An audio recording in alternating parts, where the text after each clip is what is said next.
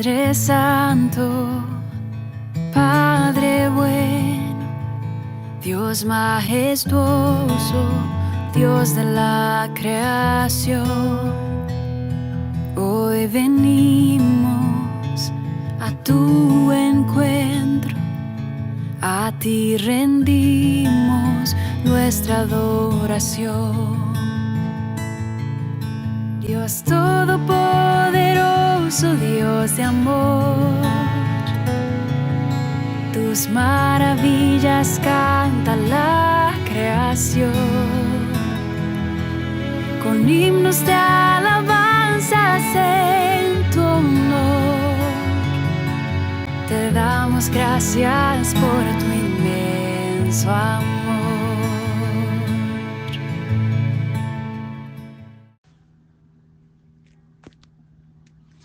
Familia, buenos días. Les saluda Freddy Ruti. Hoy me ha tocado a mí comentar con ustedes el capítulo 14 del libro de Génesis. Y es necesario, para un mejor entendimiento del libro 14, contextualizar en qué situación se da esto. Es decir, el momento en que Abraham liberta a Lot luego de ser capturado como prisionero por una coalición de 5 reyes que se enfrentaron a otra alianza de 4 reyes de la zona oeste donde pertenecía Lot. Bien, los libros de Génesis del 12 al 15 de la Biblia narran la historia de Abraham. Abraham y su familia, incluyendo el llamado que Dios le hace a abandonar su tierra y su posterior viaje a Canaán. Entonces, en el libro 12, del 1 al 3, el Señor le dice a Abraham: vete de tu tierra, de entre tus parientes y de la casa de tu padre, y la tierra que yo te mostraré.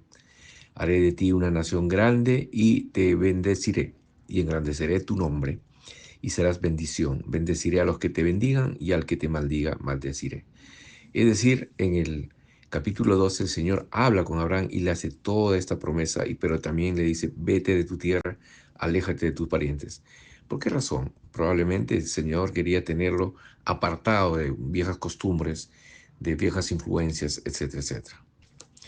En estos 3 versículos de Génesis del capítulo 12, del 1 al 3, el llamado de Dios a Abraham para que abandone su parentela significa que estaba apartándolo para él. Luego le hace una promesa de que hará de él una gran nación y lo va a bendecir y va a engrandecer su nombre, y le dice que serás una bendición. Y además le promete bendecir a quienes bendigan a él y maldecir a quienes lo maldigan. Es decir, le da toda una cobertura integral. Luego, ya en el capítulo 12 también, pero del 10 al 20, se narra los encuentros que Abraham tuvo con el faraón de Egipto, a quien conoció por necesidad cuando él viajaba a Egipto en búsqueda de alimentos, porque hubo en la tierra tiempos de hambruna. Y entonces él va a Egipto en busca de salvar a su familia, a su pueblo, porque él tenía un grupo de personas que dependían de él directamente. Entonces, al ingresar, él se da cuenta que podía ser sujeto de muerte si ingresaba como esposo de Sarai, porque Sarai era hermosa, de buen parecer, dice la Biblia. Y entonces él sabía que las costumbres de los egipcios eran totalmente paganas y de maldad. Lo que acontecía cuando pasaba esto, que llegaba una pareja con una esposa hermosa, mataban al hombre y se quedaban con la mujer.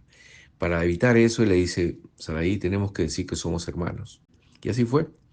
Ingresan ahí a Egipto, y verdad es que los príncipes del rey lo ven a él con ella y preguntan, y él le dice lo que se había convenido, que eran hermanos, y entonces se llevan a Sarai para que sea parte del harem eh, del faraón de Egipto.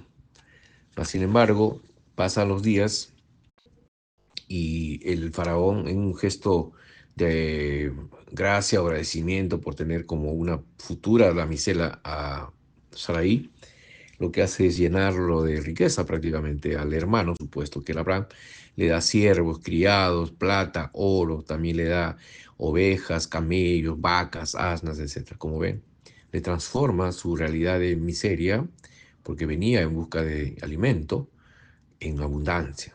Pero ojo, la naturaleza y la procedencia de la riqueza tiene que uno como hijo de Dios y como cristianos ahora saber diferenciar. No la riqueza venida de cualquier sitio es buena para el hombre que cree en Dios y respeta a Dios y teme a Dios.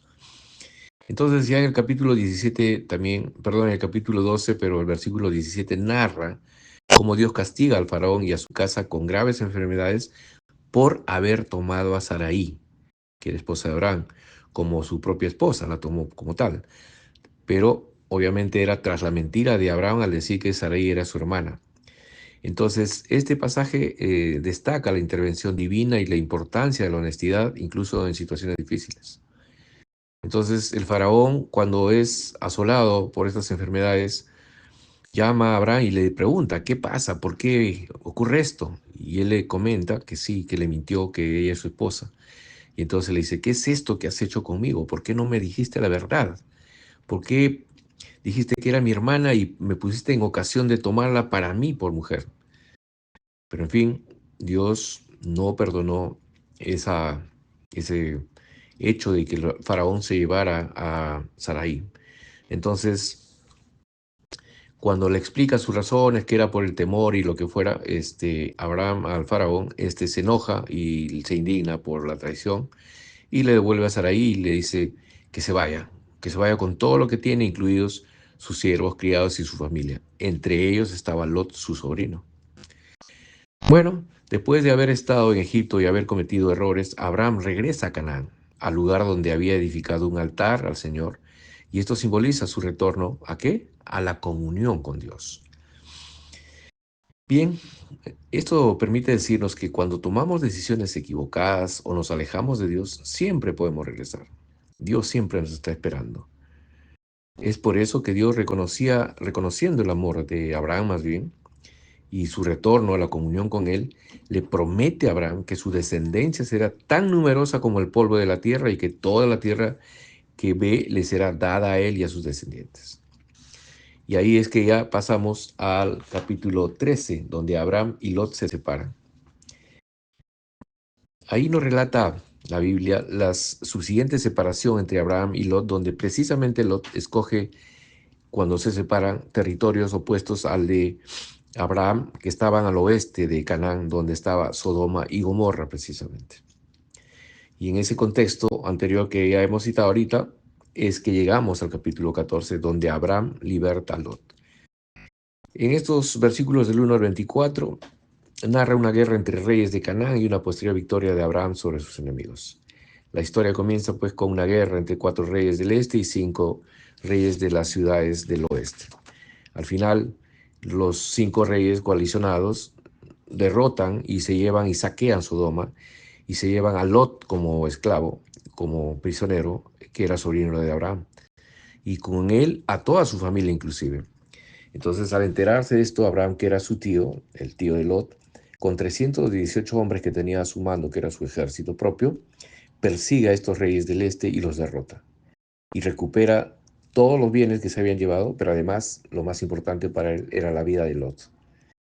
Entonces, a continuación, Abraham ya pues se encuentra en una situación de tranquilidad porque había recuperado a su sobrino, pero además Dios le envía un enviado, un hombre de Dios, que es Melquisedec, que a su vez era rey de Salem, pero sacerdote del Altísimo, dice la Biblia.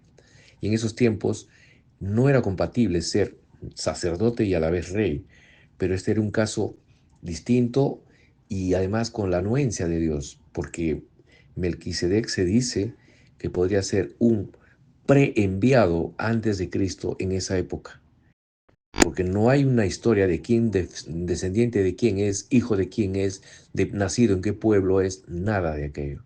Apareció, pero como una figura determinante en la vida de Abraham. Bien, Melquisedec, al encontrarse con Abraham, lo bendice y le ofrece pan y vino. Pero además el rey de Sodoma, que había sido beneficiado con haber sido salvado después de que fuera saqueado, también le ofrece como agradecimiento a Abraham riqueza, le ofrece riqueza. Pero Abraham se niega a aceptar cualquier parte del botín de guerra del rey de Sodoma, porque sabía que era una tierra pagana y de gente que no tenía temor a Dios. Entonces, resumiendo, el capítulo 14 nos muestra la fe de Abraham. El pasaje destaca la fe, el compromiso de Abraham con Dios, que lo lleva a actuar para defender a su sobrino y recuperar lo que le pertenece. Pero también nos muestra la justicia de Dios. ¿En qué momento? ¿Cómo? Es que le da soporte a Abraham y le permite que derrote a los reyes del este y rescate a Lot, ¿no? Y en buena cuenta, pues, obra en favor de la justicia y la defensa de los justos. Abraham. También el significado de este capítulo 14 permite saber la bendición de Dios. El encuentro con Melquisedec, quien bendice a Abraham, revela, ¿no?, la bendición y el favor de Dios sobre él. Y finalmente, podemos decir también que el capítulo 14 nos muestra la distancia de Abraham con la maldad. ¿De qué manera? La negativa de Abraham al aceptar el botín del rey de Sodoma demuestra su compromiso de no asociarse con la maldad, de no asociarse con el pecado. Y hablando de Melquisedec como figura prefigurativa de Jesús, como decimos, esto es lo que nos lleva a concluir, bueno, y sobre todo de los estudiosos de la Biblia, que Melquisedec era rey y sacerdote del Altísimo, pero es una figura prefigurativa de Jesús, quien también es rey y sacerdote.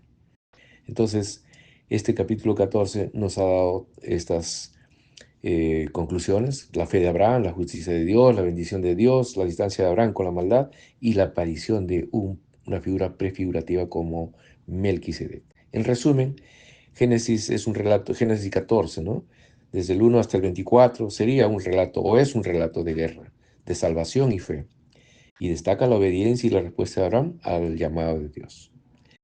Bien, familia, espero que nos haya alimentado esta mañana esta lectura, este análisis. Y bueno, les deseo un maravilloso y bendecido día. Abrazos para todos. Tus maravillas canta la creación, con himnos de alabanza en tu honor. Te damos gracias por tu inmenso amor. Con toda la creación te exaltaré. Yo te exaltaré. Un himno de alabanza cantaré. Postrada en tu presencia adoraré. Y en tu regazo al fin descansaré.